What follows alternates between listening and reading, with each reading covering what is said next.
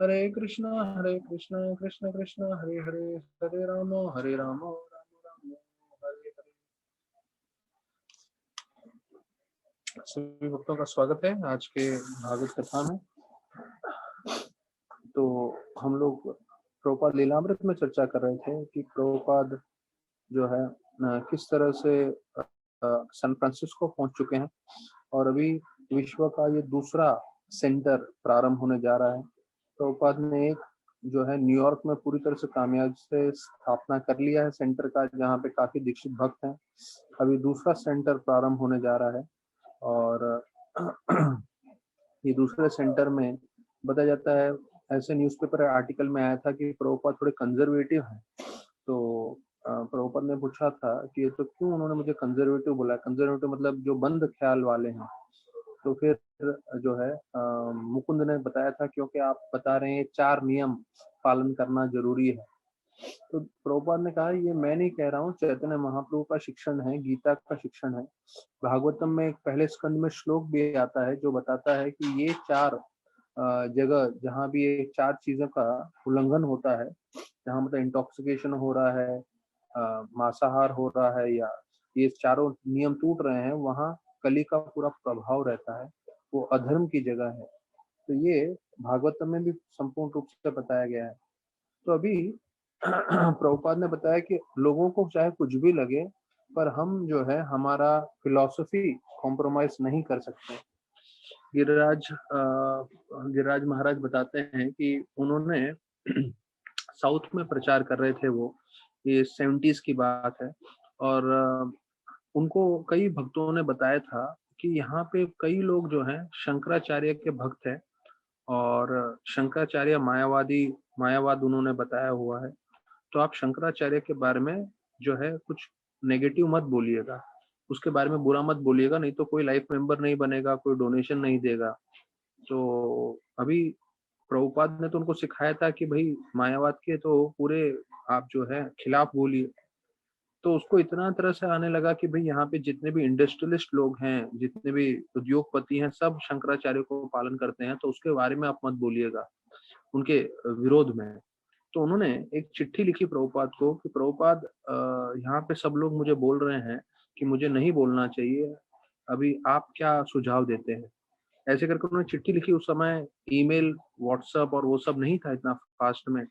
तो उन्होंने चिट्ठी लिखी और जब तक चिट्ठी आई नहीं थी तब तक वो एक डोनर के पास गए लाइफ मेंबर बनाने के लिए।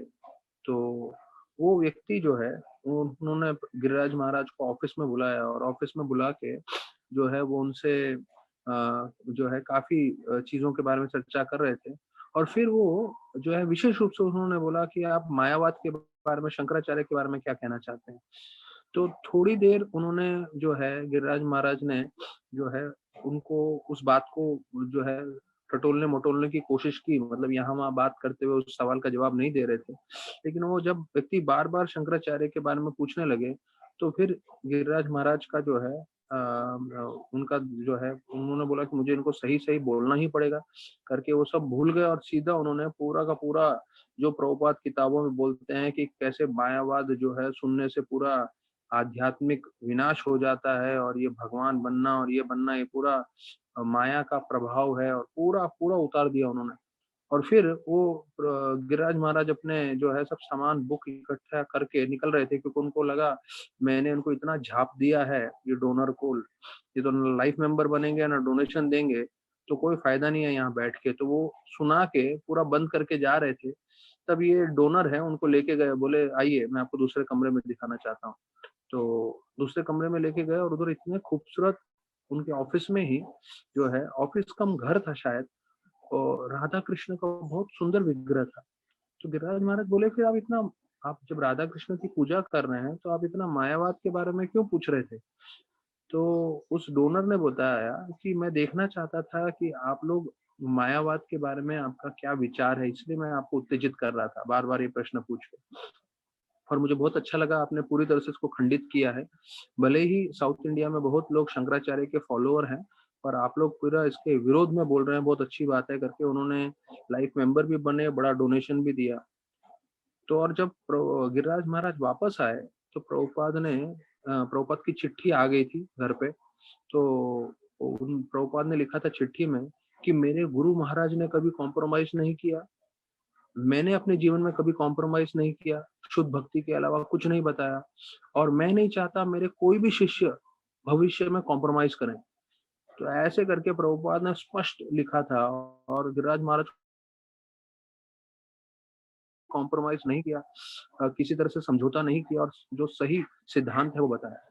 तो ये हमें समझना है, जैसे प्रभुपाद ने बताया कि मैंने समझौता नहीं किया है और मैं चाहता हूँ मेरे कोई शिष्य भविष्य में समझौता नहीं करें, तो वैसे ही जो हमारी भक्ति के जो नियम, बिल्कुल भी समझौता नहीं करना है, और किसी भी समय में किसी भी लोगों को ये गलत धारणा नहीं देनी है कि इसमें कहीं भी कॉम्प्रोमाइज हो सकता है। तो यहाँ पे अभी वर्णन आ रहा है कि प्रभुपाद सैन फ्रांसिस्को में थे। अभी जो यहाँ पे प्रभुपाद सैन फ्रांसिस्को में कर रहे हैं, मैं आपको बताऊं, प्रभुपाद विश्व में जहां भी जाते थे प्रभुपाद का सेम शेड्यूल रहता था। तो कई प्रभु कि हम लोग सब जवान थे और प्रभुपाद के साथ हम लोग ट्रैवल करते थे, और क्योंकि हम एक कंट्री से दूसरे कंट्री जाते थे और उसमें समय का डिफरेंस होता था, तो हमको जेट लैग लगता था और हम लोग बहुत थक जाते थे। जैसे हम लोग को मालूम है, जब न्यूयॉर्क से लेक्चर होता है तो हमारे यहाँ के शाम के 4 बजे होते हैं और वहाँ पे सुबह के 5 बजे होते हैं न्यूयॉर्क में, जहाँ व्रजरस प्रभु लेक्चर दे रहे थे। तो इतना टाइम गैप रहता है, मतलब दिन और रात का फर्क होता है। तो प्रभुपाद के शिष्य बता रहे थे कि हम जब प्रभुपाद के साथ जाते थे, हमारी हमें जो है नींद पूरी नहीं होती थी, और हमें 1-2 दिन लगता था एडजस्ट होने के लिए। लेकिन प्रभुपाद जहाँ भी किसी भी देश में जाते थे, तुरंत वो जो है अपने आप को एडजस्ट करते थे। कैसे करते थे? रात को उठ जाते थे और सीधा ट्रांसलेशन करना चालू कर देते थे भागवतम का। तो यहाँ पे बोल रहे हैं कि रात को 1 बजे सैन फ्रांसिस्को में, अभी न्यूयॉर्क में तो प्रभुपाद कर रहे थे, वृंदावन में कर रहे थे, अभी यहाँ सैन फ्रांसिस्को में भी वही कर रहे हैं। रात को 1 बजे उठ गए, अलार्म क्लॉक नहीं था, कुछ नहीं था, अपने आप उठ गए, और ठंड था, शांति थी, पूरा अंधेरा था। तो प्रभुपाद अपने जो एक जो उनका ट्रंक था, जिसमें वो सब कागज रखते थे, उसी को अपना डेस्क बना दिए और वहीं पे पहले बैठ के जप करने लगे, और उसके बाद जो है वो अपना ट्रांसलेशन का काम चालू कर दिए। तो अभी 2 साल हो गए थे, प्रभुपाद ने पहला वॉल्यूम भागवतम जो 3 स्कंद में है वो लिखा था। तो अभी ध्यान रखिए, जो पहला स्कंद उन्होंने भागवतम लिखा था उसमें प्रभुपाद ने सब कुछ दे दिया था। अर्थात प्रभुपाद को ये नहीं मालूम था कि मैं भविष्य में जीवित रह पाऊंगा कि नहीं, तो उन्होंने पहले स्कंद भागवतम में ही जितना हो सके सब कुछ ज्ञान दे दिया था। तो अगर हम पहले स्कंद भागवतम को ही पूरे ध्यान पूर्वक हम उसका अध्ययन करें, तो उसमें भी हमें संपूर्ण ज्ञान प्राप्त हो सकता है। और प्रभुपाद अभी जो है सेकंड कैंटो भागवतम पे भी कार्य कर रहे थे और भगवत गीता पे भी। 1940 की बात है कि प्रभुपाद ने पूरा गीता का ट्रांसलेशन किया था कमेंट्री के साथ, और वो कॉपी जो है गायब हो गया था। मतलब आप सोचिए प्रभुपाद के जीवन में कितने संघर्ष प्रभुपाद ने देखे हैं। पूरा 700 श्लोक का गीता का translation, word to word translation, फिर कमेंट्री वो लिखा था प्रभुपाद ने, और पूरा गायब हो गया। और प्रभुपाद ने जो है उससे प्रभुपाद दुखी नहीं हुए। शायद हो सकता है उस समय जो है उनके थोड़ी उत्साह कम हो गई होगी, लेकिन प्रभुपाद ने फिर एक कार्य प्रारंभ किया। और फिर बोलते हैं 1965 की बात है, प्रभुपाद अमेरिका में है, और अभी प्रभुपाद वापस से जो है लिख रहे थे न्यूयॉर्क में। और फिर बोलते हैं कि हजारों की संख्या में जो है उन्होंने कागज लिख के अटैची भर दिया था, और जो है उनको गीता पूरी तरह से खत्म करना था। तो ये जो हायग्रीव जो उनके शिष्य थे, तो वो जो अंग्रेजी के प्रोफेसर भी थे, तो अभी वो उनको मदद कर रहे थे एडिट करने में और पब्लिश करने में। और तो अभी जो है प्रभुपाद जो है और इसको आगे बढ़ाना चाहते थे। लेकिन प्रभुपाद के सामने एक बड़ी चुनौती ये आ रही थी कि अमेरिका में प्रिंटिंग करना, जैसा वो भारत में उन्होंने पहले स्कंद भागवतम का 3 भाग कर दिया था।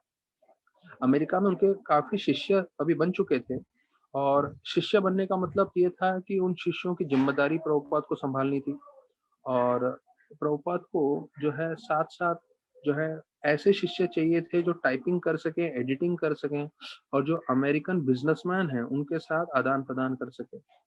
और प्रभुपाद को काफ़ी मुश्किल लग रहा था, लेकिन फिर भी प्रभुपाद का खुद का ट्रांसलेशन का काम जो था, वो चल रहा था। तो प्रभुपाद गीता के ऊपर कार्य कर रहे थे और उन्होंने चैतन्य चरितामृत पे भी पूरा तरह से कार्य प्रारंभ कर दिया था।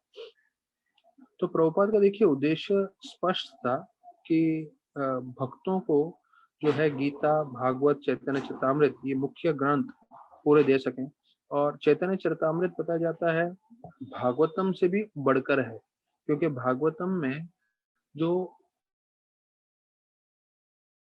बारे में वर्णन किया गया है, जो गोपियों का भाव है, चैतन्य चरितामृत प्रारंभ होता है जो है ऐसे जो है प्रेम भरे भक्ति से। तो चैतन्य चरितामृत में सिर्फ शुद्ध भक्ति का ही वर्णन है। भागवतम में भी शुद्ध भक्ति है, लेकिन शुद्ध भक्ति की पराकाष्ठा जो सबसे ऊंचा भाव है वो गोपियों का है। और चैतन्य चरितामृत गोपी भाव के भक्तों के साथ पूरा भक्तों में कैसे आदान प्रदान होना चाहिए वो भावना से प्रारंभ होता है। तो बोलते हैं प्रभुपाद जो है सुबह सुबह उठ के जो लिख रहे थे वो वास्तविक रूप में जो पूरे परंपरा ये ज्ञान पूरी दुनिया को देना चाहते थे उसके प्रभुपाद प्रतिनिधि थे। तो रामृत में बता रहे हैं कि वो कैसे सब चीजों को छोड़ देते थे और उनके अभी परिस्थिति में क्या चल रहा है जीवन में उसको भी छोड़ देते थे।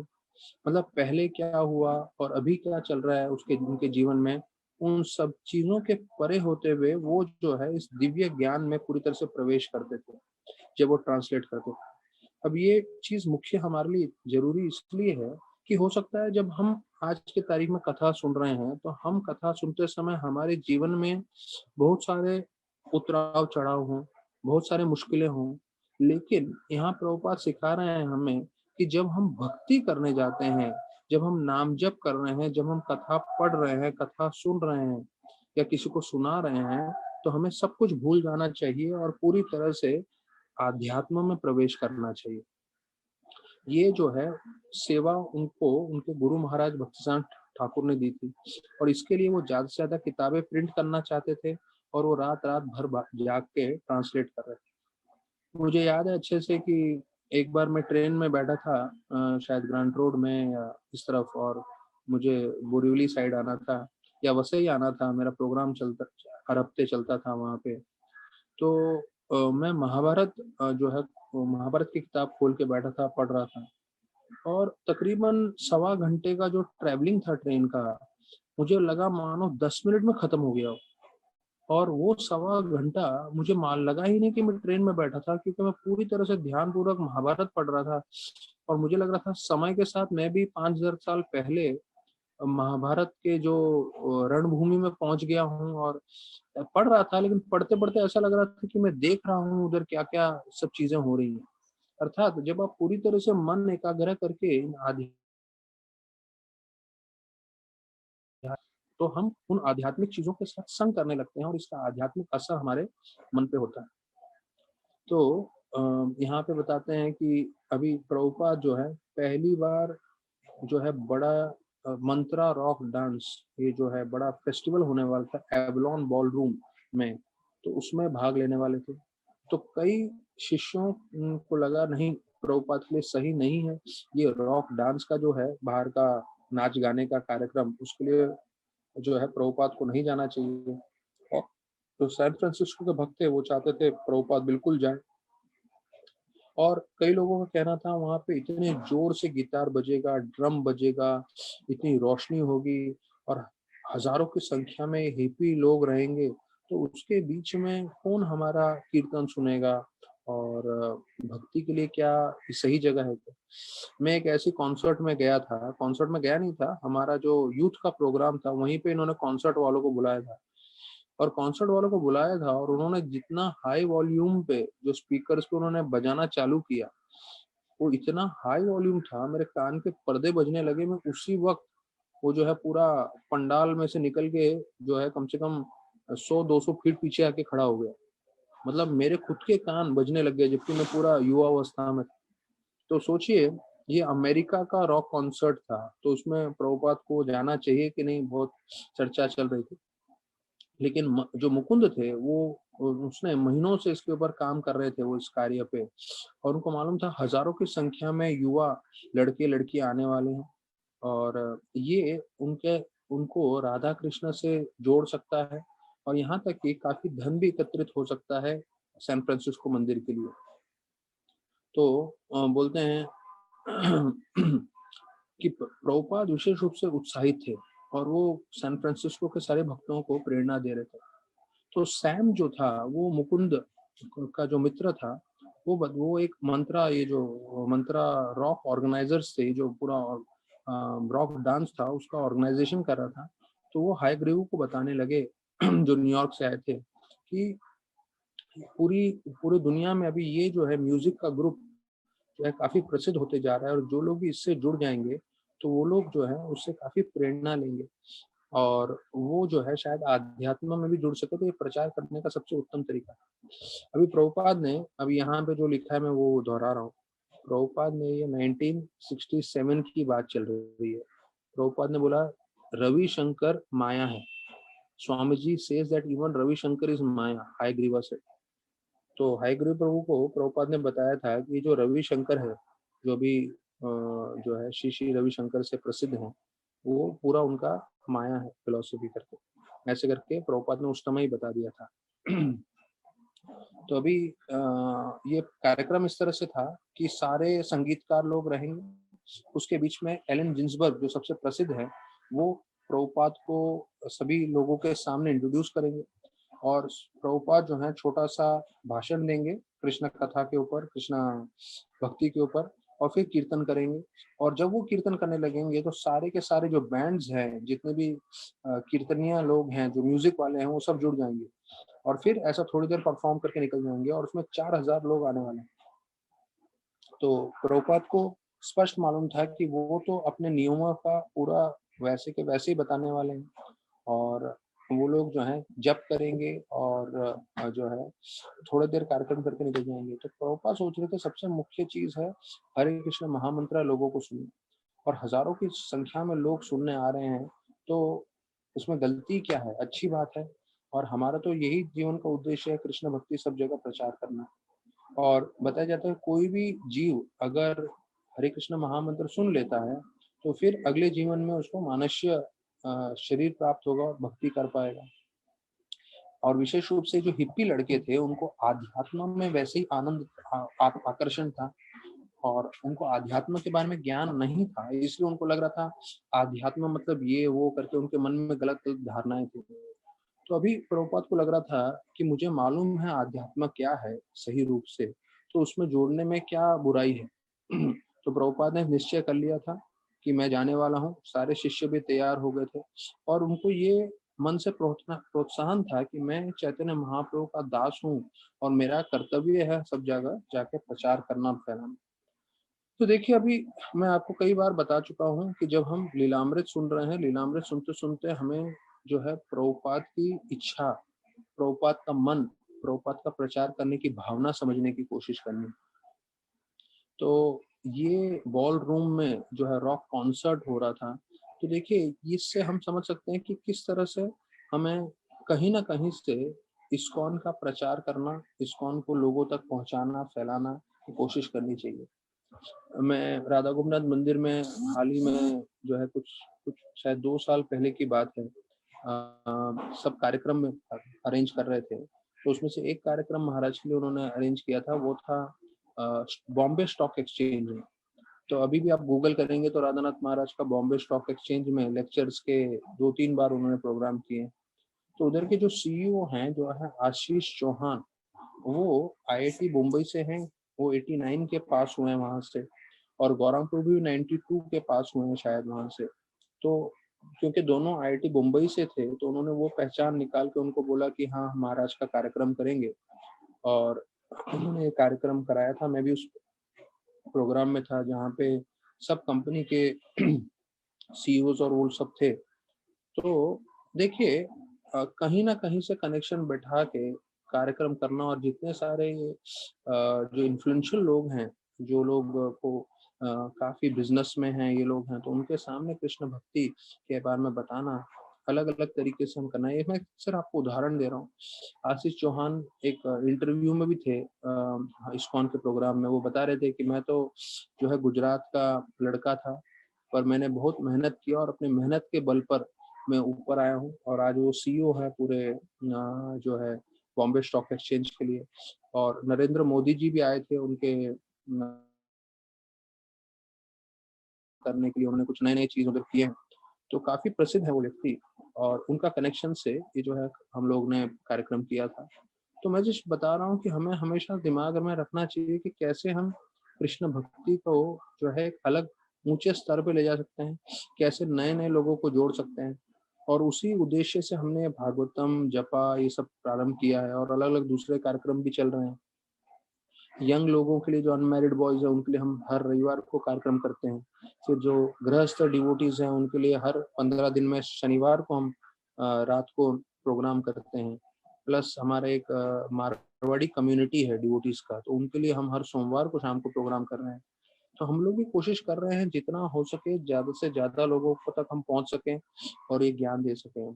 तो प्रभुपाद जो कॉन्सर्ट से कर रहे हैं वो हम सबको सीखना है।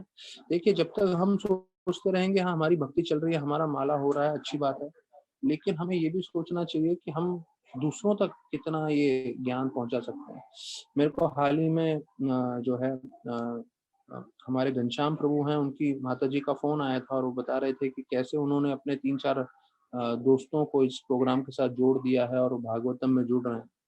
तो ऐसे हमें कोशिश करते रहना चाहिए, कोई घरेलू औरत ही क्यों ना हो। देखिए, वो लोग सब प्रचार कर सकते हैं और सब जो है भक्ति से लोगों को जोड़ने की चेष्टा कर सकते हैं। तो एक भक्त का फोन आया था, वो बता रहे थे कि कैसे जीवन में जो है बहुत फ्रस्ट्रेशन हो रहा है। तो ये एक बहुत महत्वपूर्ण विषय है। और क्योंकि हम लोग क्वेश्चन आंसर्स को समय नहीं देते हैं, और क्योंकि मैंने जब भी क्वेश्चन आंसर्स किया है कोई प्रश्न पूछता नहीं था, तो इसलिए मैं क्वेश्चन आंसर्स के लिए समय नहीं देता हूँ। लेकिन अगर किसी के मन में प्रश्न है किसी भी चीज को लेके, आध्यात्म के हिसाब से, या किसी को पर्सनल पूछना है, तो वो मेरे को व्हाट्सअप कर सकते हैं और मैं सभी लोगों को जवाब दे सकता हूँ। क्योंकि जो एक व्यक्ति का प्रश्न होता है वो सभी लोगों का जवाब भी हो सकता है, क्योंकि सभी लोगों के मन में भी वो प्रश्न हो सकता है, और वो प्रश्न जो है उसका जवाब सभी को फायदा कर सकता है। तो देखिए, वो एक भक्त पूछ रहे थे कि भाई जीवन में हम जो है भक्ति कर रहे हैं पर फ्रस्ट्रेशन बहुत आ जाता है, या निराशा आ जाता है हमारे जीवन में, हम हताश हो जाते हैं। तो इसके ऊपर 5 पहलू हैं। देखिए, अगर ये प्रश्न मेरे पास आएगा तो मैं इसको शास्त्रों के हिसाब से, जो हमारे जो है प्रभुपाद ने जो बताया हुआ है, राधानाथ महाराज बताए हैं, उन सब विषय के हिसाब से मैं आपको बता सकता हूँ। अगर आप लोग आपस में चर्चा करते रहेंगे तो उसमें आपको पूरी तरह से इसका जवाब नहीं मिलेगा। इसलिए जो भी प्रश्न है आप मेरे को तरफ डायरेक्ट कर दीजिए, तो मैं सभी लोगों को बता सकता हूँ। पहला, अगर आपके जीवन में पूरी तरह से फ्रस्ट्रेशन है तो आनंदमान प्रभु राधानाथ महाराज के पास गए और यही चीज बोलने लगे, महाराज अब नहीं होता मेरे से, मैं थक चुका हूँ, मैं पूरी तरह से पक चुका हूँ, मेरे से नहीं हो सकता आगे भक्ति करने के लिए, मैं एकदम फ्रस्ट्रेट हो गया हूँ। तो महाराज बोले कि एक चीज तुमको सीखना चाहिए इस चीज से, ये जो फ्रस्ट्रेशन आपके पूरे जीवन में चल रहा है। तो बोले क्या? कि आपका ये जीवन आखिरी जीवन होना चाहिए, आपकी कोई इच्छा नहीं होनी चाहिए इस भौतिक जगत में वापस आने की। ये फ्रस्ट्रेशन आपको सिखाना चाहता है कि ये जीवन आखिरी जीवन, फिर नहीं आना है, फिर मुझे माँ के गर्भ में नहीं प्रवेश करना है। अगर आपने ये सीख लिया तो जो भी आप फ्रस्ट्रेशन आपके जीवन में आ रहा है, आप बोलोगे बहुत अच्छा है फ्रस्ट्रेशन, कम से कम ये सीख मेरे को जीवन में मिल रहा है, इस फ्रस्ट्रेशन के बिना ये सीख नहीं मिलता। तो आनंद को बहुत प्रसन्न हो गए, बोले हाँ ये तो चीज मैंने सीख लिया, मुझे वापस इस भौतिक जगत में नहीं आना।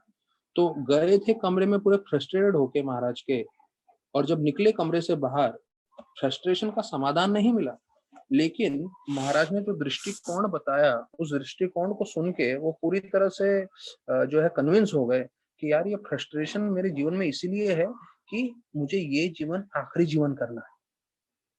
तो एक पहलू वो हो गया जब हम फ्रस्ट्रेट होते हैं। तो दूसरा पहलू आपको देखना है कि आपका 16 माला 4, अगर 16 माला 4 नियम पालन नहीं हो रहा है तो फ्रस्ट्रेशन का चांस आ सकता है। तो आपके 16 माला 4 नियम होने चाहिए अच्छे से। अच्छा, 16 माला 4 नियम होने के बाद आप दिन भर के कार्य क्या कर रहे हैं वो आपको देखना है। तो जैसे हमने देखा है भागवतम में बताया गया है कि जब हम भक्ति कर रहे हैं तो भक्ति करने के बदले में हमारी कोई इच्छा नहीं होनी चाहिए। यहाँ तक कि हम घर परिवार का भी हम जब कार्य कर रहे हैं तो हमें ये नहीं अपेक्षा करनी चाहिए कि कोई हमारी स्तुति करे, कोई हमारी प्रशंसा करे, कोई हमारा जो है बड़प्पन करे।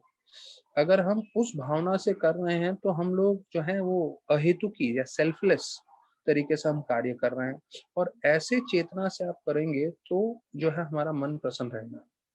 अब इसके साथ एक और पहलू आ जाता है कि कहीं हम अपराध तो नहीं कर रहे हैं, ये मैं तीसरा भाग बोल रहा हूँ कि कहीं हम अपराध तो नहीं कर रहे हैं। क्यों? कभी-कभी होता है कि हम 4 नियम पालन कर रहे हैं, 16 माला कर रहे हैं, अच्छे से सेवा करने की भी कोशिश कर रहे हैं, लेकिन साथ-साथ कभी-कभी किसी वैष्णव का हम अपराध कर देंगे तो भगवान जो है हमको फ्रस्ट्रेट कर देते हैं। वो हमारे खुद का रिएक्शन है। तो वैष्णव अपराध, तो वैष्णव अपराध नहीं होना चाहिए। हम सबके दास के भाव में हमें कार्य करना है। भले ही वो हमारे परिवार वाले हैं, भले ही वो दूसरे भक्त हैं, तो हमेशा दासत्व भाव से करना चाहिए। ये तीसरा है। चौथा है, हर एक भक्त को चाहिए कि वो थोड़ा तो थोड़ा कहीं न कहीं प्रचार करे। किसी न किसी को मोबाइल उठाए, किसी न किसी को ढूँढे मोबाइल में से, और 5 मिनट, 2 मिनट प्रचार के बारे में करे।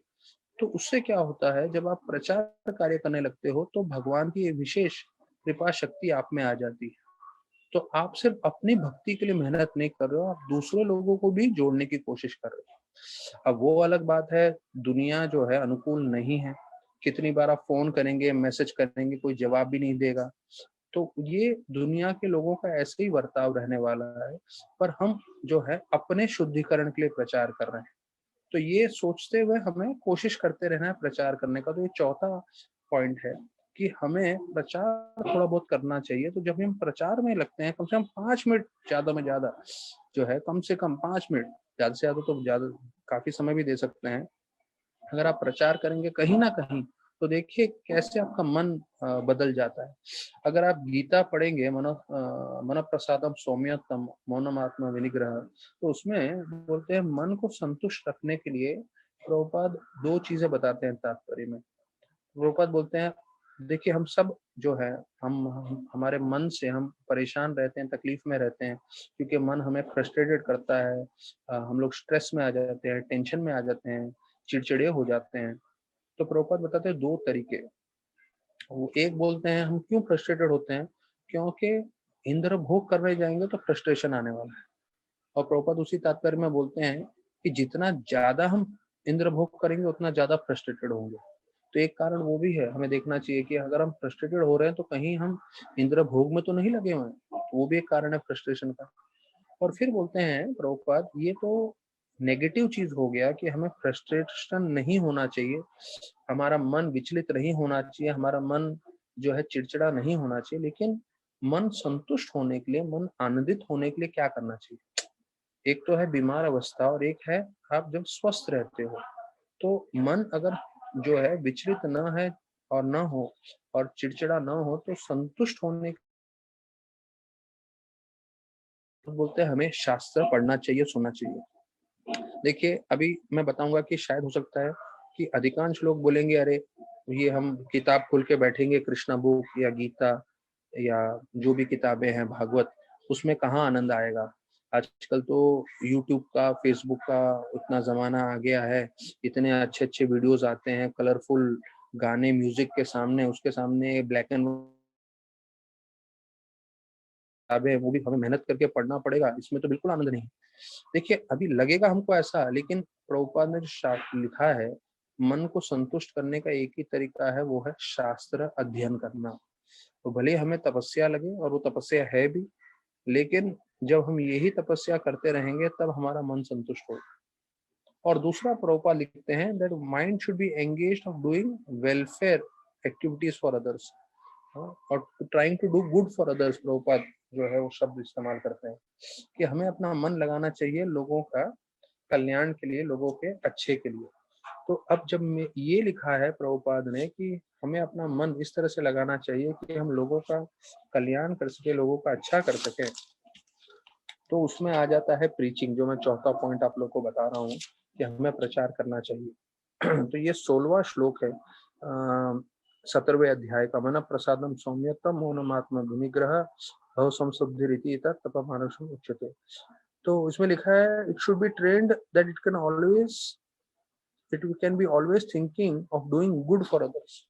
तो देखिए ये प्रचार का जो मैं बोल रहा हूँ, प्रचार कार्य करना चाहिए, तो मैं अपने हिसाब से नहीं बोल रहा हूँ। प्रभुपाद बोल रहे हैं हमारा मन को संतुष्ट करने के लिए प्रभुपाद बताते हैं कि हमें हमेशा सोचना चाहिए कि हम दूसरों का कल्याण कैसे कर सकते। देखिए अधिकांश समय कलयुग मतलब झगड़े का युग। बहुत आसान है झगड़ा करना, लोग बात बात पे झगड़ा करते हैं। कलयुग तो ऐसा है बिना बात के झगड़ा करते हैं। मैंने एक फैमिली को बोल दिया, अरे अच्छा हुआ आपके परिवार में जो पोते हुए हैं, लड़के लड़की हुए हैं दोनों, तो लड़के हुए थे उनके परिवार में, तो मैंने सज्जन को ऐसे ही बोल दिया कि अरे अच्छा हुआ लड़के हुए, क्योंकि उनके खुद के जो है 4 के करीब लड़कियां थे, तो उनको जो पोता हुआ लड़का हुआ, तो मैं बोला बहुत अच्छी बात है। तो उन्होंने पूरा उस बात को उल्टा ले लिया और मेरे साथ एक बार झगड़ा ही करने बैठ गए कि भैया आप क्या कहना चाहते हैं, हमें तो लड़की होती तब भी हम उतना ही प्रसन्न होते थे, तो आपको क्या लगता है हम क्या लड़के की अपेक्षा कर रहे थे, ये वो करके उन्होंने बात का पूरा भतंगड़ बना दी। तो कलयुग मतलब ऐसा है कि बिना बात के भी लोग झगड़ा करने लगते हैं। तो हमें जो है बुद्धि लगाना है। और जैसे यहाँ प्रभुपाद बताते हैं हमारा मन हमें किस में लगाना है, प्रभुपाद बोल रहे हैं it should be so trained, मतलब ट्रेनिंग देना पड़ता है। जैसे मैं अपने पुराने नोट्स पढ़ रहा था तो उसमें लिखा है शेर को कैसे ट्रेनिंग दिया जाता है। शेर जो है जो सर्कस में होता है, तो उसको ट्रेनिंग देना बहुत मुश्किल है, क्योंकि शेर आपको मालूम है उसको कोई इतना आसान नहीं है शेर को ट्रेनिंग देना। पर बोलते हैं उसको जो है थोड़ा भोजन देते हैं और फिर जो है चाबुक से जो है आवाज करते हैं, और उसको लगता है कि अरे अगर मैं नहीं सुनूंगा तो मुझे चाबुक से मार पड़ेगी। तो ऐसे उसको धीरे धीरे धीरे धीरे करके ट्रेनिंग देते हैं। उसके बाद जो शेर से वो अलग अलग कर्तव्य कराते हैं। तो बोलते हैं पहले तो कई दिन उसको भूखा रखते हैं और फिर पूरा एक जो है तरीका है शेर को कैसे ट्रेन करना। तो वहां पे जो ये ट्रेन शब्द आ रहा है कि कैसे शिक्षण देना शेर को, तो वैसे ही हमें अपने मन को शिक्षण देना है, ट्रेनिंग देना है। और प्रभुपाद बोल रहे हैं क्या कि ऐसे मन को सोचना है कि वो हमेशा दूसरे लोगों का कल्याण के बारे में सोच सके। तो इतने सारे लोगों के संपर्क में हैं, अगर हम सभी लोगों का कल्याण करना चाहें, अगर वो एक बार हरे कृष्णा सुन भी लेते हैं एक भक्त के मुख से, तो उनका कल्याण हो रहा है। अगर वो थोड़ा प्रसाद भी ले लेते हैं तो कल्याण हो रहा है। तो हमें सोचना चाहिए अलग अलग तरीके जिससे जो है लोगों का कल्याण हो सकता है। अभी जैसे राधानाथ महाराज ने राधा कृष्ण प्रभु को बोला कि आप फूड फॉर लाइफ कार्यक्रम चालू करें, और देखते ही देखते कई सालों में आज 12-13 लाख बच्चे भोजन प्राप्त कर रहे हैं। तो देखिए कल्याण मतलब एक मानसिक एक शब्द के स्तर पे था, उससे पहले एक मन में था विचार राधानाथ महाराज के, जो उन्होंने शब्दों के द्वारा राधा कृष्ण प्रभु को बोला, और वो उनके शब्दों को लेके उन्होंने अपने सभी सेवाओं से अपने आप को रेजिग्नेशन दे दिया। काउंसलर थे, जीबीसी के मेंबर थे, सब चीज त्याग करके पूरी तरह से एक ही सेवा में लग गए, जिसका फल हम देख रहे हैं। 12 लाख से ऊपर बच्चों को भोजन मिल रहा है। तो यहाँ पे जो लिखा है कि दूसरों के कल्याण के लिए we should think of doing good for others, तो वो करेंगे। तो ये चौथा पॉइंट आ रहा है कि आप फ्रस्ट्रेशन से कैसे बचेंगे। और ये 4 पॉइंट करने के बाद भी अगर फ्रस्ट्रेशन आ रहा है तो हमें समझना चाहिए, प्रभुपाद लिखते हैं भागवतम पहले स्कंद में कि पांडव शुद्ध भक्त थे, वो पूरी तरह से भगवान की सेवा में लगे हुए थे, लेकिन उसके बाद भी उनके जीवन में इतना जो है विपत्तियां आई, मुश्किलें आई। इसका मतलब कृष्ण भगवान ही चाहते थे। तो अगर कृष्ण भगवान चाहते हैं तो हम जो है प्रभुपाद लिखते हैं कि हम भक्ति कर रहे हैं, पूरी तरह से नियम पालन कर रहे हैं, सेवा कर रहे हैं, उसके बाद भी हमारे जीवन में तकलीफ पे तकलीफ आ रहे हैं, तो हमें समझना चाहिए हमारे कर्मों के द्वारा नहीं है, ये कृष्ण के द्वारा है। और हमें सहन करना चाहिए इन सब चीजों को, और सहन करते हुए अपनी भक्ति हमें आगे बढ़ानी। तो अगर ये हमारी चेतना रहेगी तब हम निराश के परिस्थिति में जो है हम अपने आप को प्रोत्साहन दे पाएंगे और भक्ति कर पाएंगे। तो ये 5 पहलू थे। पहला, महाराज ने आनंद प्रभु को बताया कि हमें ये सीखना चाहिए कि ये जीवन आखिरी जीवन है। अगर हम ये सीख लें तो ये हमारा सफल है हमारे जीवन में जितने भी प्रॉब्लम्स हैं उसके साथ। दूसरा, हमें देखना है कि हमारे 16 वाला 4 नियम हो रहे हैं। तीसरा, हम निस्वार्थ भाव से सेवा कर रहे हैं। और उसके साथ साथ कहीं हम अपराध नहीं कर रहे हैं। चौथा, हम प्रचार करने की हमें कोशिश करनी चाहिए, जो प्रभुपाद भी बताते हैं। और पांचवा, अगर इन सब कारण होने के बाद भी हम देख रहे हैं कि नहीं समाधान आ रहा है, तो हमें समझना चाहिए कि हमें ये सहन करना है, और सहन करते हुए भी ज्यादा से ज्यादा समय हम कृष्णा के बारे में स्मरण करें। तो बार बार मुझे ये सुनने में आता है कि कभी ऐसा हो गया तकलीफ या ऐसा प्रॉब्लम हो गया। तो ये सब तकलीफें प्रॉब्लम होने वाली हैं भौतिक जगत में। कृष्णा बुक में प्रभुपाद अंत में बताते हैं कि भौतिक जगत मतलब उतराव चढ़ाव आएंगे ही। राधानाथ महाराज भी यही बताते हैं, प्रभुपाद भी अपने पुस्तकों में यही लिखे हैं। ऐसा नहीं है कि शायद ये सब तकलीफें आएंगी, ये सब तकलीफें अवश्य आने वाली ही हैं। लेकिन जो एक भक्त होता है, इन सब तकलीफों के समय में वो सहनशील होते हुए जो है ज्यादा से ज्यादा कृष्ण भक्ति करने की कोशिश करता है। तो हमारा जीवन का एकमात्र उद्देश्य एक ही होना चाहिए, क्या मेरा रोज कृष्ण भक्ति बढ़ रहा है कि नहीं।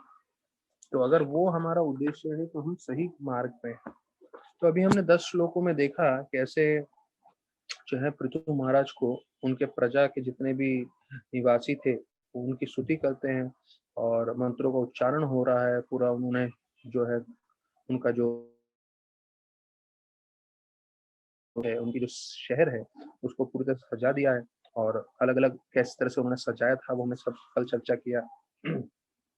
और फिर हम सुन रहे थे कि विदुर जी जो है और सुनना चाहते हैं, मैत्रेय ऋषि को बोल रहे हैं आप और हमें बताइए। तो ये 10 श्लोकों तो हमने चर्चा किया था, और मैत्रेय ऋषि अभी 11वें श्लोक में विदुर जी को बोल रहे हैं कि पृथु महाराज जो है 2 नदियों के बीच में रहते थे। ये 11वें श्लोक में है।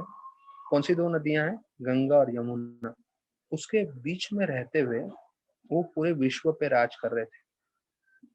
और बोलते हैं कि जिस तरह से वो राज कर रहे थे, मानो ऐसा लग रहा था कि उनके सारे पुण्य कर्म संचित हो रहे थे, जिसके कारण वो इतना भोग कर रहे थे।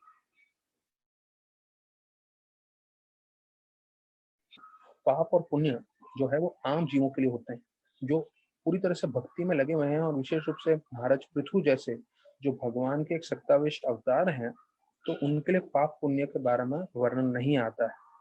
तो प्रभुपाद बोलते हैं पृथु महाराज के बारे में 2 चीज, एक तो सत्तावेश अवतार थे, दूसरे वो महान भक्त थे।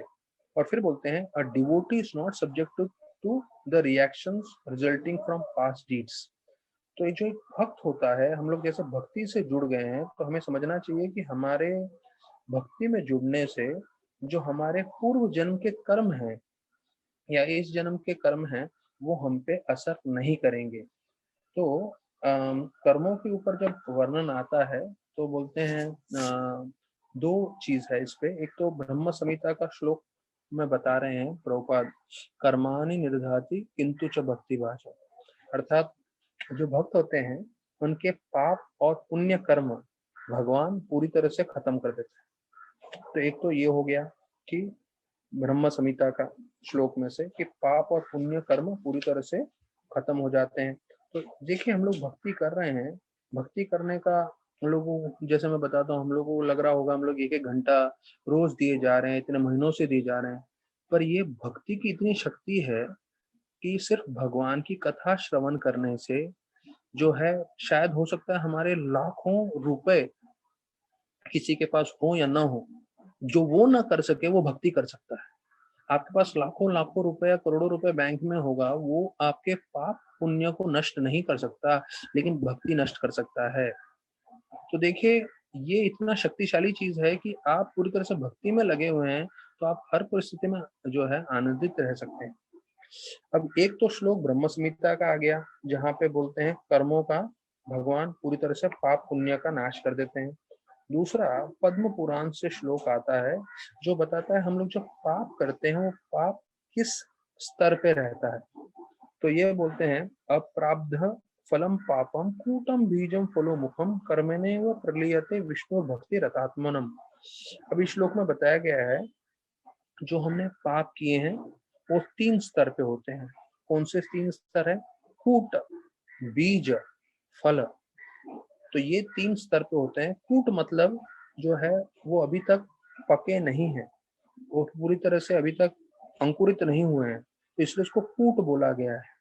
दूसरा है बीज। बीज मतलब एक छोटा सा अंकुर आ जाता है, बीज के रूप में होता है, उसमें से थोड़े से पंखुड़ी वंखुड़ी आ जाते हैं, तो उसको बीज बोलते हैं।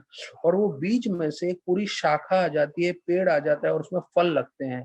तो उस तीसरा स्तर है हमारे पाप का, जिसको फलम बोलते हैं। कूटम, बीजम, फलम।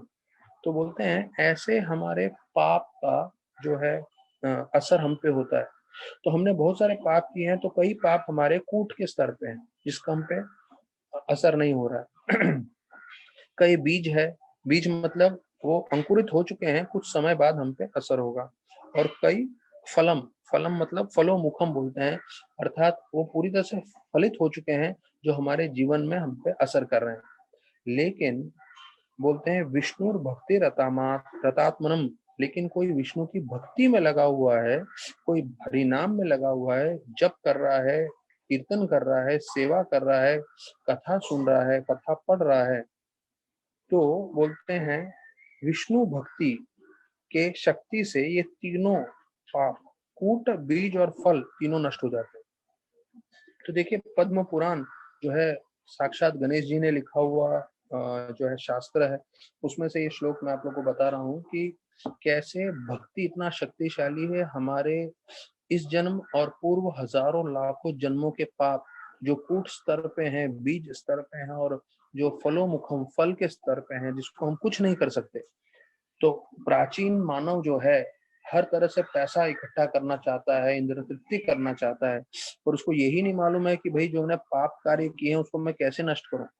उसका एक तरीका पद्म पुराण में स्पष्ट रूप से बताया गया है कि विष्णु भक्ति करके आप हो। तो यही चीज ब्रह्म संहिता में भी बताया गया है।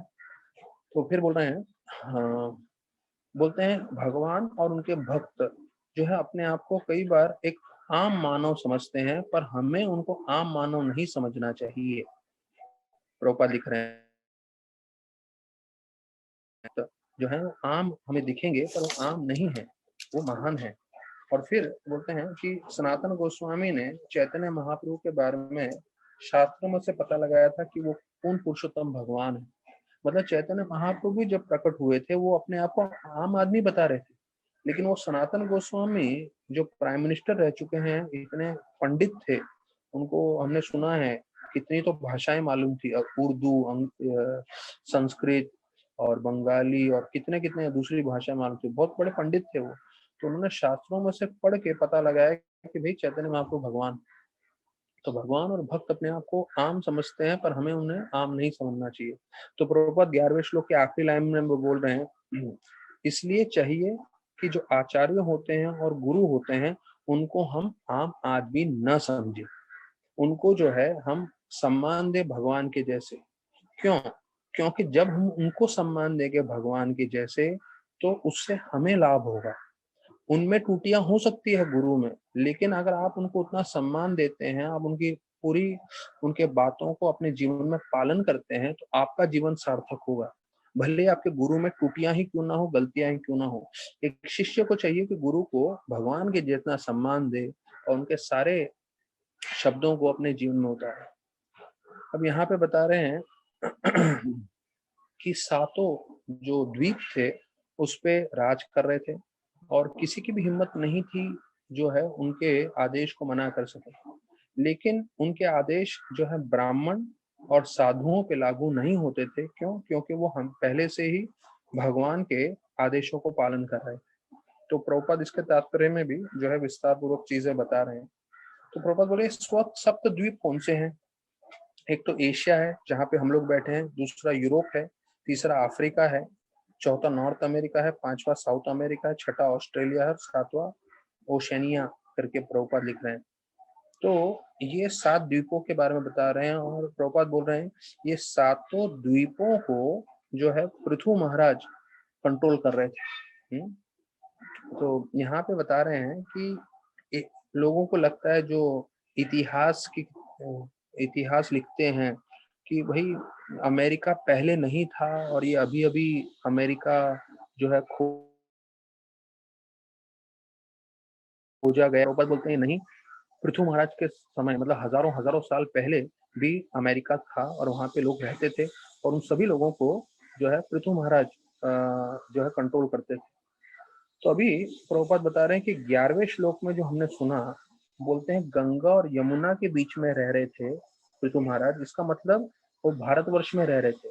ब्रह्मवर्त, हाँ, ब्रह्मावर्त, ब्रह्मावर्त मतलब ये जो पंजाब और जो नॉर्थ इंडिया है, प्रभुपाद बोल रहे हैं वो जगह है ब्रह्मावर्त, जहाँ गंगा और यमुना के बीच में जो है रह रहे थे पृथु महाराज। मतलब भारत में रहते हुए यहाँ से वो पूरी दुनिया को नियंत्रण करते थे।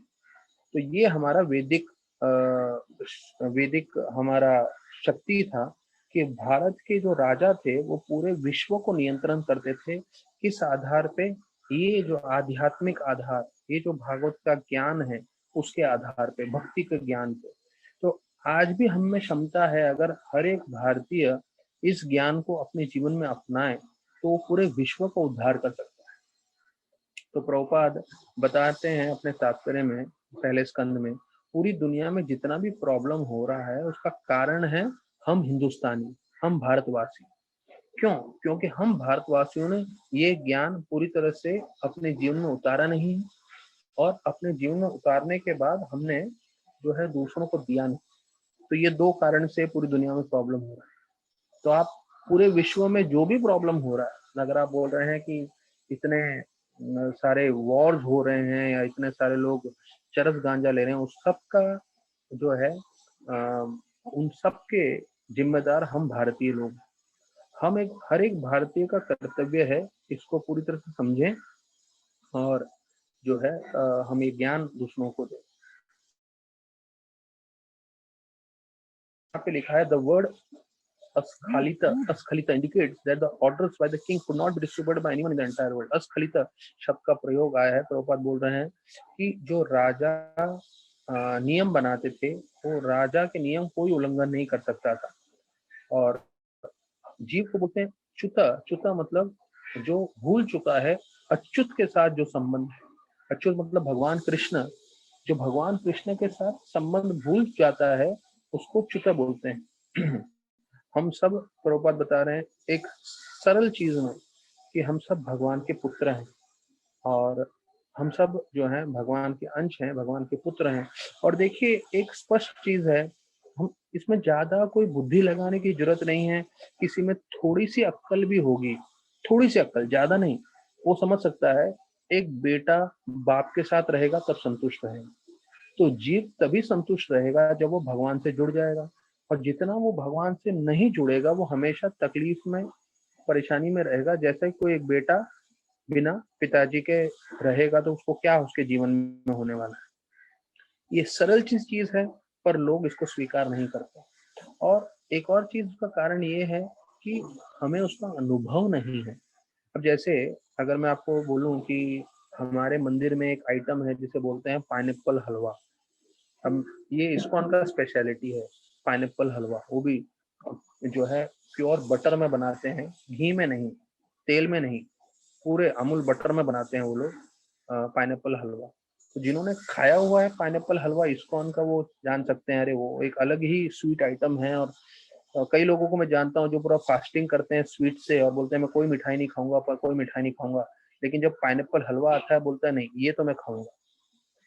तो देखिए, जब मैं अभी भी मैं बता रहा हूँ, हम लोग सब पाइनएप्पल हलवा के बारे में सुन रहे हैं, लेकिन जिन्होंने खाया हुआ है उसको स्वाद मालूम है और वो बोल रहे हैं हाँ प्रभु जी जो बता रहे हैं वो सही है।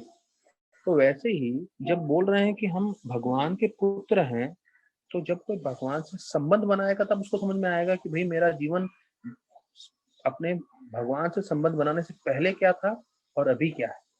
तो जैसे पाइनएप्पल हलवा खाने के बाद हमको मालूम चलेगा अरे वो क्या पाइनएप्पल हलवा है, तो उसी प्रकार से जब आप संबंध बनाओगे, थोड़ा मेहनत करोगे, तो उसके बाद आपको मालूम चलेगा अरे आपका जीवन कितना बदल गया है।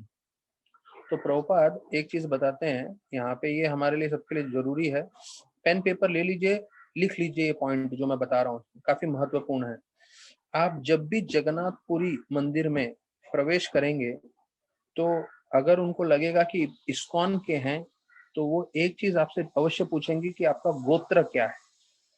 तो कई लोगों को अपना गोत्र मालूम होता है, कई लोगों को अपना गोत्र नहीं मालूम होता है, पर प्रभुपाद ने इस भागवतम के जो श्लोक में बताया है कि जो भी कृष्ण भक्ति से इस्कॉन के साथ जुड़ जाते हैं उनका गोत्र होता है अच्युत गोत्र। अच्युत गोत्र मतलब हम भगवान के, अच्युत मतलब कृष्ण भगवान के, विष्णु भगवान के जो है अनुयायी हैं। हम उनके जो है इसमें लाइन में हम आते हैं। तो हमारा सबका गोत्र क्या हो गया है? अच्युत गोत्र। तो जिन लोगों को अपना गोत्र मालूम है अच्छी बात है, लेकिन आप समझ लीजिए जब से आप वैष्णव बन गए हैं तो आपका गोत्र हो गया है अच्युत गोत्र। और प्रभुपाद एक दूसरा स्टेटमेंट बोल रहे हैं कि जब से आपका अच्युत गोत्र हो गया है, आप वैष्णव बन गए हो, उसके बाद में आपका जो भी जन्म है, आपका जो भी वो बोलते हैं आपका अ, देश है, आपका जो भी कास्ट है, या आपका जो भी जिसमें आपने पैदाइशी हुआ, वो सब आपका जो है बदल गया है। तो ये सब आपका बदल गया है जैसे ही आप जो है वैष्णव बन जाते हैं। तो याद रखिएगा अच्युत गोत्र है। तो अगर आपको कभी भी कोई पूछे जगन्नाथपुरी में, या कभी आपका गोत्र का बात आए, तो याद रखिएगा आपका जवाब होना चाहिए अच्युत गोत्र।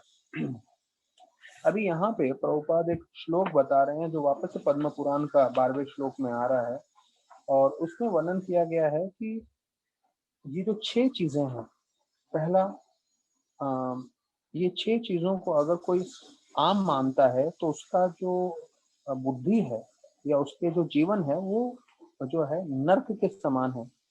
वो यस्य व नारके सह, तो नर्क के समान उसकी बुद्धि है, ऐसे करके बोलते हैं। कौन सी 6 चीजें हैं अगर वो अपराध करता है तो उसका? पहला, जब वो भगवान का मूर्ति को देखता है और मूर्ति को देख के बोलता है ये पत्थर है, तो उसकी बुद्धि नर्क की है। गुरु को देखता है और बोलता है ये आम आदमी है। वैष्णव को देखता है और उसकी वैष्णव की जाति के ऊपर चला जाता है कि ये कौन से जाति से है। वैष्णव की जाति एक ही है, वो विष्णु के भक्त हैं बस। वो कौन से कुल में पैदा हुआ, वो कौन सी जाति में, उससे कुछ लेना देना नहीं है। अगर कोई उसके बारे में सोचता है, उसके बारे में चर्चा करता है, तो उसका जो है नर्क के समान जो है उसकी भावना है, उसकी चेतना है। जो चरणामृत को आम जल समझता है, जो हरे कृष्णा महामंत्र को एक आम ध्वनि मानता है, और जो विष्णु भगवान को देवताओं के समान मानता है। तो ये 6 जो है अपराध करता है, उसकी बुद्धि नर्क के समान है। यहाँ पे वर्णन किया है पद्म पुराण में। मैं फिर से दोहराऊंगा, जो विग्रह को देख के पत्थर का समझता है, जो गुरु को आम आदमी समझता है, जो वैष्णव को जो देख के बोलता है ये कौन से कुल में पैदा हुआ है, फिर चरणामृत को पानी मांगता है, आम पानी मानता है, और भगवान के महामंत्र को हरे कृष्णा कृष्ण कृष्ण हरे हरे, हरे राम राम राम हरे हरे, उसको आम ध्वनि समझता है, और भगवान विष्णु को देवताओं के समान समझता है। तो वैसा व्यक्ति नर्क जाने के योग्य है, और उसकी बुद्धि भी नर्क के योग्य है। तो अभी सबसे महत्वपूर्ण मुद्दा ये आ जाता है कि हो सकता है हमारे परिवार वाले जो हैं, नजदीकी जो है, ऐसे लोग हों जिनको इस पे विश्वास ना हो, तो अभी क्या करना चाहिए? तो देखिए शास्त्र और जितना मतलब शास्त्रों में तो बिल्कुल ऐसा उल्लेख दिया है कि भाई जो है हमें वैष्णव का संग ही करना चाहिए, अवैष्णव का संग नहीं करना चाहिए। तो एक भक्ति विनोद ठाकुर का भजन है, तो बोलते हैं बोल हरि बोल, बोल हरि बोल, बोल हरि बोल, मन रे माने रा आनंद बोले, भाई बोल हरि बोल। बोलते हैं आपका मन को आनंदित करो और हरि बोल बोलो, अर्थात जो है भक्ति करो आप। जन्म जन्म सुख पाए, बोल हरि बोल। बोलते हैं जन्मों जन्मों के बाद हमें ये भक्ति मिली है, तो सुख में हरि बोल बोली। फिर बोलते हैं मानव जन्म पाए, बोल हरि बोल, तो बोलिए हरि बोल, बोलिए भक्ति करिए। सुखे ताको दुखे ताको, बोल हरि बोल। अर्थात हमारे जीवन में सुख आए कि दुख आए, तो उनसे हमें विचलित नहीं होके हरि भक्ति करनी चाहिए। संपादे विपादे भाई, बोल हरि बोल। अर्थात हमारे जीवन में समृद्धि हो या कुछ दुर्भाग्यवश कुछ गलत हो, तो दोनों में हमें जो है हरि बोल बोलना चाहिए। तो फिर जो है आता है हाँ, गृह ठाको वन ठाको बोल हरि बोल, कि मतलब आप घर में हो या वन में हो, कहीं पे भी रहो, तो मतलब कोई साधु है कि कोई गृहस्थ है, सबको हरि भक्ति करनी चाहिए। कृष्ण रसम सारे ठाके बोल हरि बोल। तो हम लोग इस भौतिक जगत में हैं कृष्ण की कार्य करने के लिए, कृष्ण की भक्ति करने के लिए, कृष्ण का नाम का प्रचार करने के लिए। तो देखिए, कृष्ण की भक्ति करना पहला स्तर है। पहले हम सक्षम हो जाएं, जैसे हम खुद को तैरना आएगा, उसके बाद हम दूसरों को तैरना सिखा सकते हैं। तो उसी प्रकार से हमें अच्छे से भक्ति करना चाहिए। 16 माला, 4 नियम, हो सकते तो थोड़ा ज्यादा भी माला करें। और देखिए, हमारा मन इंद्रियां सब वश में है। जब वो परिस्थिति हो जाए तो उसके बाद हमें दूसरों का उद्धार करना चाहिए, दूसरों को भक्ति के बारे में बताना चाहिए। तो कई लोग बोलते हैं, अरे मैं खुद ही शुद्ध भक्त नहीं बना, तो मैं दूसरों को कैसे बताऊं? मैंने खुद ने 700 श्लोक गीता के अच्छे से समझे नहीं है, तो मैं दूसरों को कैसे बताऊं? तो कभी वो जीवन भर ही नहीं होगा।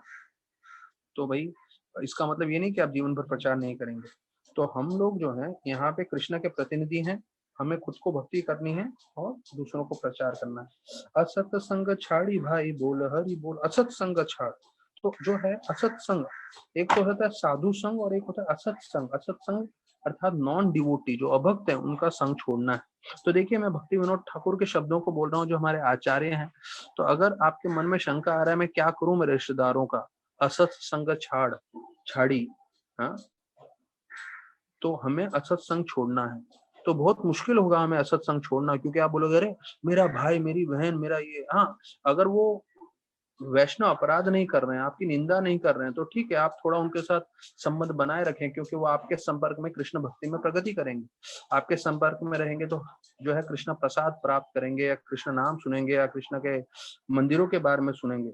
लेकिन अगर वो लोग अपराध कर रहे हैं, आपका निंदा कर रहे हैं, बुरा भला बोल रहे हैं, तो जवाब आ गया है यहाँ पे, असत संग छाड़, अभक्तों का संग छोड़ दीजिए। ये है भक्तों का आचरण।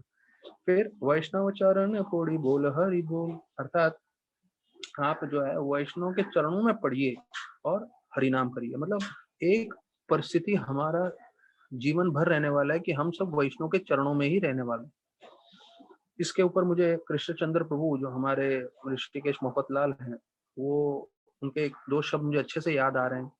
और उनको इतनी प्रशंसा राधानाथ महाराज खुद करते हैं, बोलते हैं अरे आज के तारीख में अगर प्रभुपाद होते थे तो प्रभुपाद, ये है कृष्णचंद्र प्रभु, को पूरे विश्व में अपने साथ ले जाते थे और बोलते थे हर एक गृहस्थ व्यक्ति को ऐसे होना चाहिए। वो इतने मतलब धनी हैं, क्योंकि वो मफतलाल फैमिली से हैं।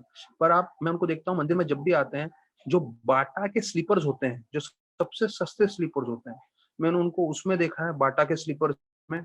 उसके अलावा उनको मैंने किसी चप्पल में नहीं देखा मंदिर में। प्लस उनका वो जो जो गुजराती लोग पहनते हैं झब्बा और ऊपर का कुर्ता, एकदम नॉर्मल क्वालिटी वाला, एकदम नॉर्मल क्वालिटी वाला। मतलब इतने करोड़ों रुपए होने के बावजूद वो इतना सरल जीवन जीते हैं, और अपना जो है इतना अधिकांश धन राशि वो भक्तों की सेवा में, मंदिर की सेवा में लगाते हैं। और वैसे ही उन्होंने अपने अपने पूरे परिवार का जो है उनको ऊपर लेकर आए हैं। तो ये देख के महाराज खुद जो है उनको इतनी स्तुति करते हैं, और बोल रहे थे कि प्रभुपाद उनको लेके जाते थे हर देश में और दिखाते थे कि ऐसा होना चाहिए गृहस्थ वैष्णव। तो उनके साथ मैं जन्माष्टमी मैनेज करता हूँ कई बार, तो मैंने एकदम से उनको बोल दिया कि आप जो है 2 शब्द बताइए, मैंने पहले भी बताया हुआ है। और उनको मैंने प्रिपरेशन करने का मौका नहीं दिया, तो तुरंत उनके मन में जो था उनको बोलना था। तो उन्होंने बोला कि एक वैष्णव किसके समान है, जो हम लोग टॉयलेट बाथरूम के इधर डोर मैट रखते हैं, जिससे हम लोग पैर पहुंचते हैं। तो बोलते हैं हर एक वैष्णव अपने आप को डोर मैट समझना चाहिए, कि हमारा जीवन का उद्देश्य यही है कि हर वैष्णव आए, अपना पैर पहुंच के निकल जाए। कभी डोरमैट ये नहीं सोचता है कि मैं पर्दा बनूं, ये नहीं सोचता है कि मैं थालियों के नीचे जो प्लेट कपड़ा होता है वो डाइनिंग टेबल पे बनूं, नहीं, वो डोरमैट हमेशा वहीं एक ही जगह पे रहता है, और सब लोग उससे पैर पहुंच के चले जाते हैं। तो वो मतलब एकदम स्पॉन्टेनियस उन्होंने ये जब पॉइंट बोला, तो मुझे इतना लग गया कि ये व्यक्ति है, इतना धनी व्यक्ति है, और उसका मन का विचार क्या है कि एक हम जो पैर पहुंचने का जो कपड़ा होता है उसके जैसे हमारा विचार होना चाहिए। तो देखिए, ये भक्ति विनोद ठाकुर का भजन है। ऐसे भजन तो शायद हम लोग कभी पढ़ने वाले नहीं है, क्योंकि मैंने ही इतने सालों में पढ़ा नहीं है, सुना भी नहीं है।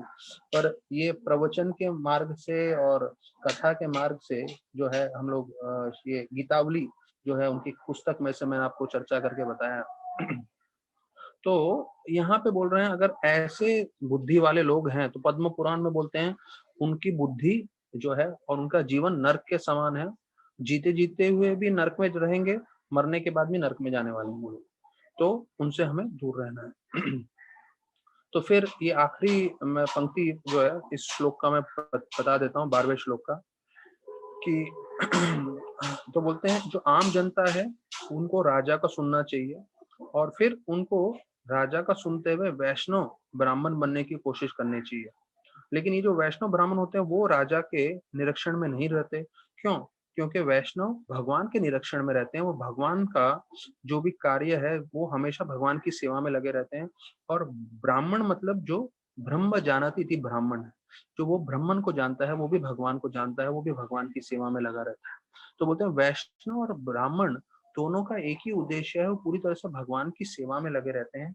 इसलिए वो राजा के प्रतिनिधि में भी नहीं आते, मतलब राजा के कार्यकलापों में या उनके शिक्षण पे नहीं आते, क्योंकि वो भगवान का शिक्षण डायरेक्ट स्वीकार कर रहे हैं। तो अ, ये इसके साथ अभी हम प्रवचन में हैं। मैं एक मेरे को क्वेश्चन आया हुआ है, in any is there any criteria for wearing tulsi mala, please guide. तो एक प्रश्न आया हुआ है मुझे आज व्हाट्सएप पे इसमें चैट्स में कि तुलसी माला पहनने का क्राइटेरिया है क्या कुछ? तो कम से कम 4 नियम पालन 16 माला होना चाहिए, ये क्राइटेरिया होना चाहिए एक। दूसरा चाय कॉफी नहीं पीना है, प्याज लहसुन नहीं खाना है, दूसरा ये क्राइटेरिया है जो मैंने इस्कॉन में अभी तक सुना है, तो वो मैं आप लोग के साथ दोहरा रहा हूँ कि चाय कॉफी नहीं पीना है और प्याज लहसुन नहीं खाना है और नियम पालन करना है। तो उससे जो है ये इसका बारे में वर्णन किया गया है। और जो है किसी भक्तों को एक और प्रश्न आया है, हाँ, विष्णु भक्ति से सभी तरह के पाप पूरे नष्ट हो जाते हैं, जो है कूट बीजम फलोमुखम।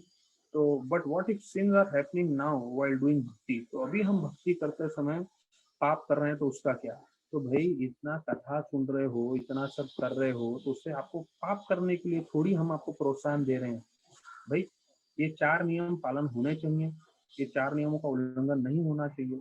हाँ, अगर उल्लंघन हो भी रहा है तो हमें भगवान से प्रार्थना करना चाहिए और जो है हम लोग को भगवान के पास जाके बोलना चाहिए कि अगर हमारे यहाँ वहाँ उल्लंघन हो रहे हैं कि आप मुझे मदद करिए, जिससे ये हमसे जो नियम टूट रहे हैं वो ना टूटे। और बेसिकली प्रभुपाद ने बताया कि जब आप दीक्षा लेते हो, 16 माला जप करने का वचन लेते हो और 4 नियम पालन करने का, तो इनसे आप ये 5 चीज करने से, ये 4 चीज से आप नहीं करोगे, intoxication, meat eating, gambling, illicit sex, और 5वां है आप सिर्फ 16 माला करोगे। तो 16 माला आप करोगे तो उससे आप भविष्य में कोई पाप नहीं करोगे, ये बोला। तो हाँ, गलती से फिर भी किसी का उल्लंघन हो रहा हो तो वो हमारे बोल सकते हैं कि प्रारब्ध हो रहे होंगे या अनर्थ होंगे जिसके कारण हो रहे हैं, तो हमें भगवान से क्षमा मांगना चाहिए और कोशिश करना चाहिए कि जल्दी से जल्दी हम इन पापों से, कार्यों से मुक्त हो सकें, हम उससे छूट सकें। तो अभी देखिए 2 प्रश्न आ चुके हैं मेरे को।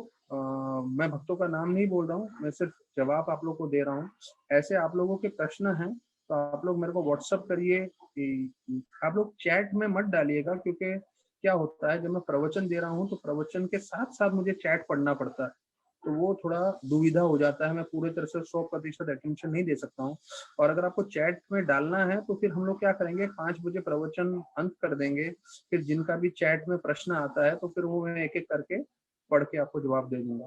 तो कल अगर चाहिए भक्तों को तो प्रश्न डाल दीजिएगा अपना चैट में, तो कल हम लोग 5 बजे के बाद जिनके भी कोई प्रश्न है उसका हम जवाब देंगे, ठीक है? तो बहुत बहुत धन्यवाद सभी भक्तों का जो एकत्रित हुए, और आप लोगों के कारण मुझे भी कुछ 2 शब्द बोलने का मौका मिल रहा है। तो कल हम फिर 13वें श्लोक से भागवतम और आगे लेके जाएंगे।